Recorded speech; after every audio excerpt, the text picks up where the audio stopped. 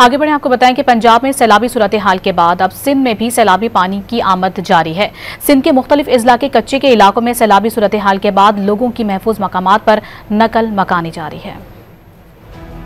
ठट्टा और सजावल के मुकाम पर दरिया सिंध में पानी सतह में इजाफा होने के बाद कच्चे के कई इलाके ज़ेरे आब आ गए। मकीनों ने अपनी मदद आप के तहत नकल मकानी करके अपने आशियानी छोड़कर दरिया सिंध के हिफाजती बंदों पर पनाह ले ली। दादू में दरिया सिंध में पानी सतह पर इजाफा होने के बाद कच्चे के 3 कौंसिल सयाल, मुंदर और पाट शरीफ के मुताबिक गाँव ज़ेरे आब आ गए। कच्चे मकानात में पानी दाखिल होने के बाद मकीनों ने अपनी मदद आप के तहत नकल मकानी शुरू कर दी। सैलाब से मुताबिक देहात का शहर से जमीनी राब्ता मुनक़ता हो गया। घोटकी में दरिया सिंध में पानी सतह में मुसलसल इजाफे के बाद कच्चे के कई गाँव सैलाबी पानी की लपेट में हैं। सैलाब से खड़ी फसलें तबाह हो गईं। मकीन अपनी मदद आप के तहत नकल मकानी करने पर मजबूर हैं। कोटरी बैराज पर पानी सतह में इजाफे के बाद मांझद और सेवन के मुताबिक देहात ज़ेरे आब आ गए। सैलाब से दरियाई कटाव से हजारों एकड़ पर खड़ी फसलें तबाह हो गईं। लोगों की महफूज मकामात पर नकल मकानी का सिलसिला जारी है।